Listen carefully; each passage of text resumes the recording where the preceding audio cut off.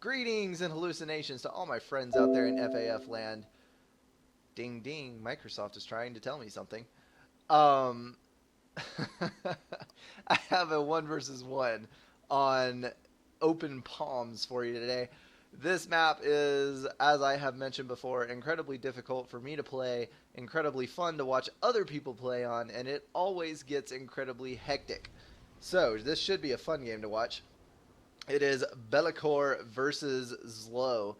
Two incredibly good players of very similar rank and skill. If ever there were an even matchup, this is it. Zlo taking UEF and Belakor taking Cybran. Looks like fairly similar, if not identical, initial builds going land first, air second. This is going to be a potentially 40-minute match, so I'm going to go ahead and bump up the speed on it, and we will see where the game takes us. Alright, massive land spam going up for Belakor in the south. Zlo setting up a much more modest string of factories and focusing a bit more on early reclaim with his APM. He is going to get all of the manual reclaim that he can possibly get his little engineers to grab. And throwing up that air factory under heavy assistance, getting it up significantly earlier than Belakor does. That is going to make a huge difference if they go for first bomber, which Zlo has not. Belakor has, and due to the very early assisted air factory, he is going to be able to snipe off that bomber without any trouble at all. It is going to do no damage at all, and that is a big loss for Belakor, all of that early push. And Zlo has decided that he wants to try with a bomber of his own, but it looks like that is going to be a similar situation. He pulls a full stall with that bomber. Excellent maneuver trying to get out from in front of that interceptor, but he just doesn't quite make it. Both ACUs headed to the right for once. Usually they head to opposite corners. And Zlo is going to be able to deny this pesky Mantis run by. Maybe? No, they did get past. That is going to cause a lot of pain and heartache later. Two Mantis and two tanks headed up this way. Similar situation down here. Belakor easily denying a couple of the invading tanks, but a couple of them will escape and head off to kill that engineer, which is trying to edge build a factory up on the ledge. And yes, I do see that run by. As a lot of you already know, this ledge is inaccessible to land units and must be built upon either by a unit dropped out of a transport or an edge build by an engineer standing right against the cliff face. You will have to forgive me, I still have to cut my mic out here and there due to that cough that has been nagging me for the last few days.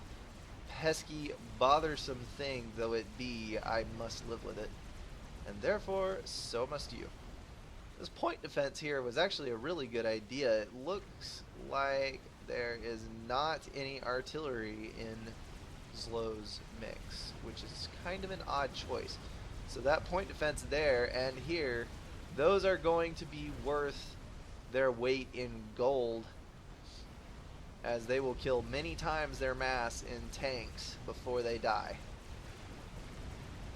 That's right, you heard it. Insanity has just advocated building a T1 point defense. Alright, Tech 2 is on the field for Belakor, as well as Zlo with very similar timing. Pillars and Rhinos headed out onto the field. The mortal enemies continue their matchup. We do have a nice little pack of Mantis pushing up to the north.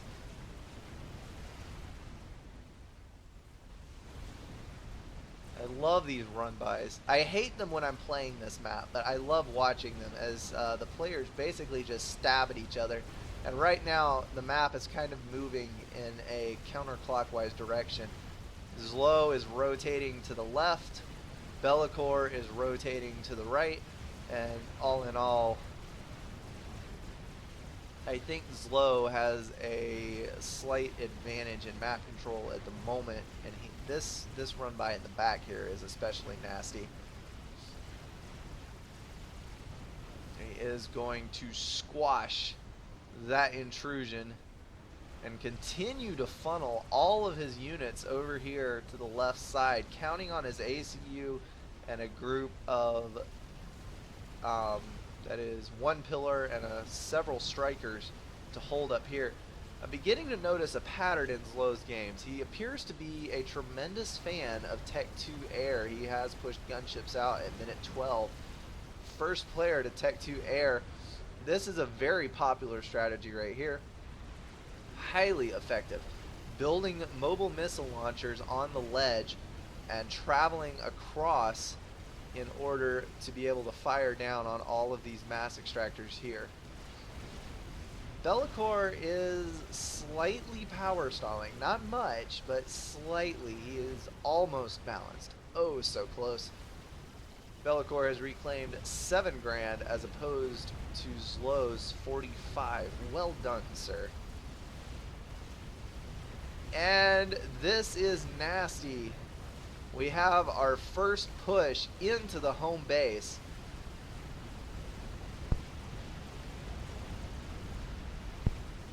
And it also is not looking good on the right side here as far as air is concerned.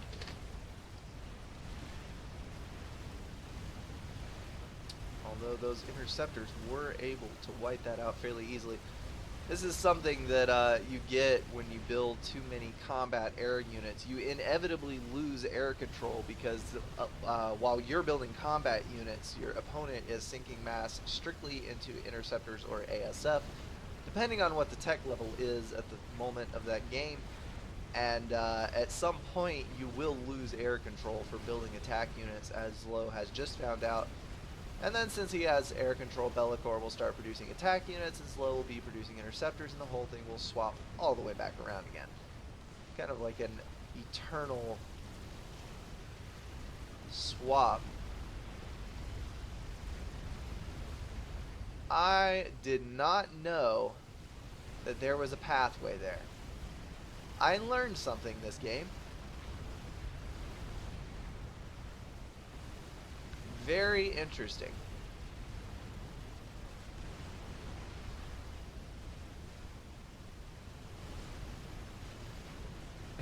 And another run by in the back here. Zlo just not letting up. He has Titans on the field now. That is a scary thing paired with Percivals. That's right, I just said a Titan is a scary thing. That is because of the amount of Tech 1 that is still on the field. Titan's exceptionally good at killing off Tech 1 with their high rate of fire. Rhinos coming in, trying to push up on Zlo's ACU. Rhinos, though, they sit so close to the ground. You can see how low that turret is. They cannot shoot over the wall sections, and they will dump all of their damage into these walls. Point defense without a scratch on it is the one thing I don't like about the Rhinos. Overall, I think they're good units, but that is a pain. Other than this Titan in the back, and that gunship, Belakor seems to have regained his footing. He is finally securing his mass extractors again, re-expanding out to where he lost before. But I think that his time is limited because the UEF T3 stage has arrived, and once those Percivals get on the field, you're going to have a really, really hard time dealing with them. Since Belakor is Cybern, honestly, I would be going straight Medusa spam. He does have a lot of Medusas in here, and he is building Medusas, and also bricks, which will fail versus Percivals, but okay, whatever. My goodness. That little Titan there has 12 kills on him already. Zlo doing an exceptionally good job of kiting away with those Percivals, aggressing but never getting caught out. He does have 5, 6, 7, 8 of them. Slowly building up his numbers. Sneaky rhinos in the back. Alright, those Medusas are coming in and throw the hammer down on these point defense up at the top. Finally going to knock those out of commission. Maybe let these rhinos through, but no, the Percivals have arrived and they're going to put a swift end to any plans of Cybern domination. Think what you will of the liberation, but the Percivals are stronger.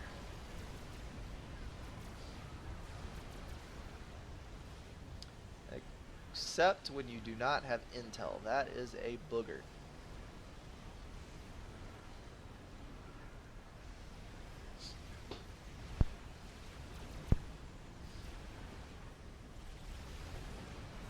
Slight advantage still on Zlow's side. He has a little bit more mass income, but Belakor, even in this weakened state, is doing a good job of harassing where he can. This is a nasty little trick down here. Edge building factories on the ground level.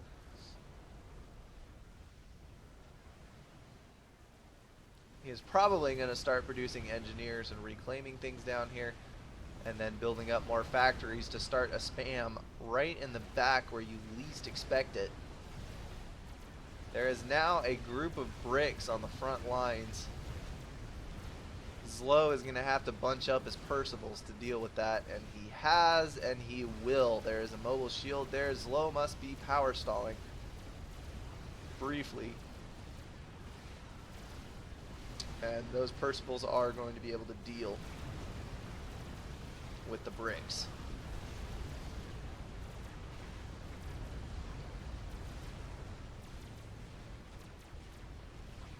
Should have killed the other one first, bud. You have a lower health unit, but of course APM is limited at this stage and you're trying to control a bunch of stuff, so there is no harm done in not noticing that. Nice little cleanup of the right side here. Zlow losing out on his expansion base, but at the same time Zlow has also killed Belakor's base. Well, actually this was before, but he is securing it with these Percivals and doing his best to lock down this side of the map so that Belakor cannot build. Belakor doing very well on his brick spam. He's actually outpacing Zlow's spam. I'm seeing a lot of air scouts out for Zlow. He must not be happy with his scouting information, although that makes me very wary. It seems like it's about time for him to try something if that is happening. 33,000 reclaim for Zlow so far, and 45 for Belakor. Welcome to the home field advantage. That is why, if you survive an attack, the defender is always on stronger footing, because you do have the reclaim in your own backyard. 15,000 reclaim is a hell of a lot of tanks. Actually, that is very close to a Monkey Lord for free. But I do not see one building for Belakor. He does have full mass bar though.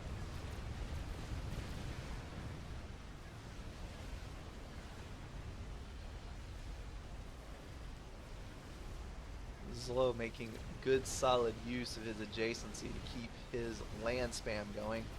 It doesn't look like anybody is intending to build. Yes, they are. There is the aforementioned Monkey Lord.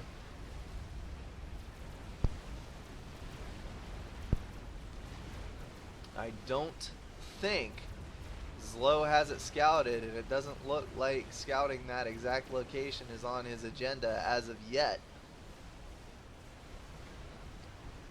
Belakor may actually be able to get that Monkey Lord up before Zlow notices what is going on. That would be a huge, huge surprise for Zlow. And as long as Belakor can keep a few bricks nearby, oh, that is, I believe, nope. That was an interceptor, so it did not get vision. Still no vision on that monkey. I'm amazed that it has gone this long without being scouted, and it is finished without a single scout from Zlo spotting it. That is incredible, building right directly on the front lines. Belakor is going to dive in with all of his things, going to immediately go after all that stuff. The only problem being, look at the health fly off that Monkey Lord. A direct frontal assault against Percival's with a Monkey Lord is a mistake. Belakor is going to bow out at that point. Does not want to waste any more time on this game. And that is that. Alright. I'm going to give this the old analysis. I like games like this that show solid gameplay. We had vicious raiding from both sides. Constant pressure. This is what makes 2K players. Analyzing the situation on the map and then seeing how many units are on each side, and then Zlo taking the chance of protecting this side with his ACU and just a handful of units and keeping all of the pressure on this left side, keeping Belakor from rebuilding, and that just kept him off of his balance for most of the game. And at the end there, once UEF can get up enough Percivals, they will pretty much steamroll anything SpeedRun can throw at them. On the reverse of that, Belakor, it was a shame to see him shut down on a lot of his early raiding. This one up here did not get through in one piece. I mean, he got a couple tanks back, and there were some other pokes and prods around the map. But Zlo knew, I am sure, that SpeedRun, he had to move quickly to shut the SpeedRun down, because SpeedRun will outmatch UEF, at least in speed, in the T1 stage. UEF has got to get to that T3. Alright, I hope everybody learned something from this. I did, although I'm still not ready to tackle open palms on a 1v1 basis. It is not my most favorite map ever, due to the fact that I fail at it. Alrighty, that is going to wrap it up for this cast. I hope you guys enjoyed it, and as always, thank you so much for watching.